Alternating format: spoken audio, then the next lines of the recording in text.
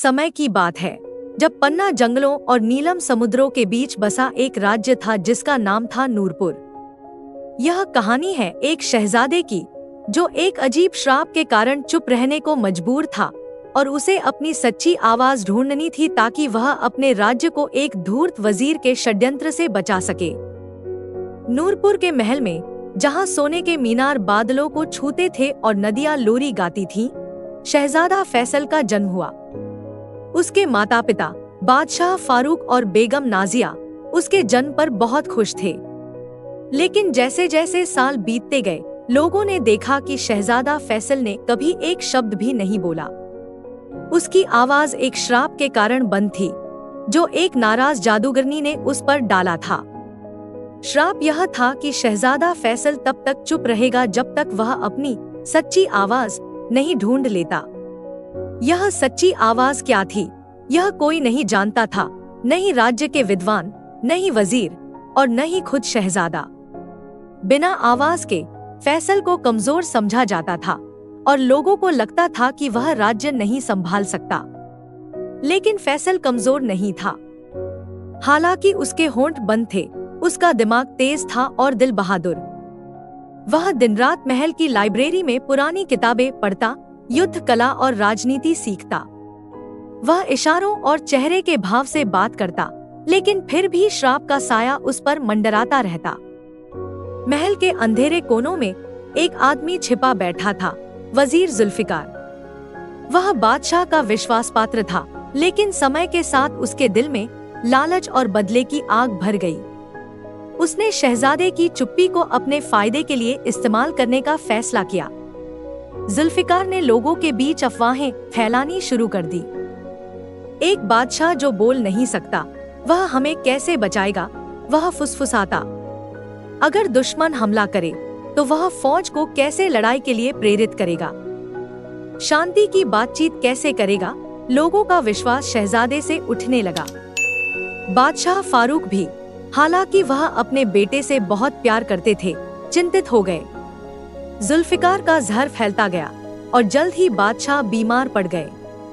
बादशाह के बिस्तर पर पड़े रहने के साथ जुल्फिकार ने राज्य की बागडोर संभाल ली और शहजादा फैसल बेबस और चुप रह गया। एक रात जब चांद आसमान में चमक रहा था और तारे आंसू बहा रहे थे, शहजादे को एक सपना आया।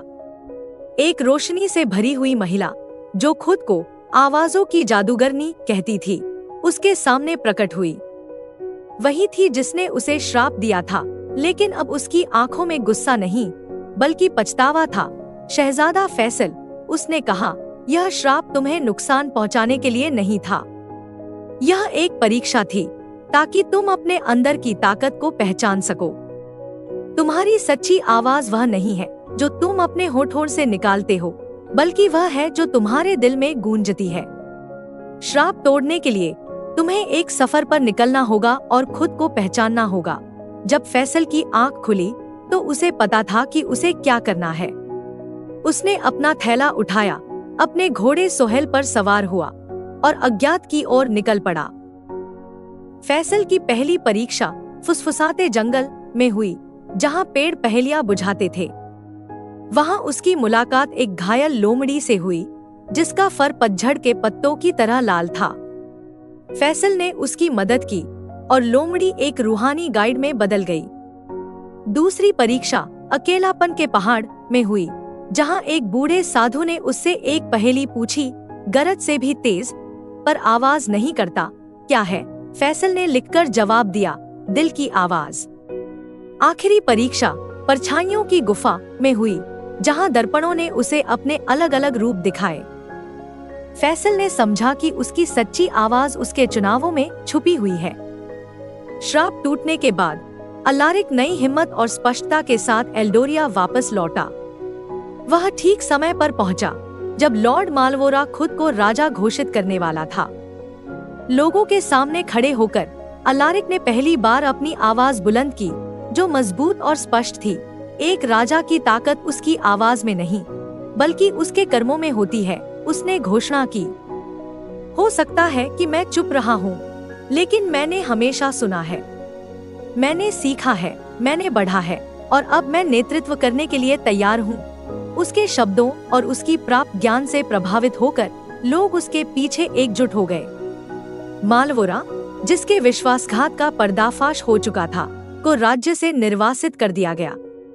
राजा एल्डेन ने अपने बेटे के इस परिवर्तन को देखकर गर्व महसूस किया और उसे गद्दी सौंप दी। फैसल के राज में नूरपुर खुशहाल हो गया।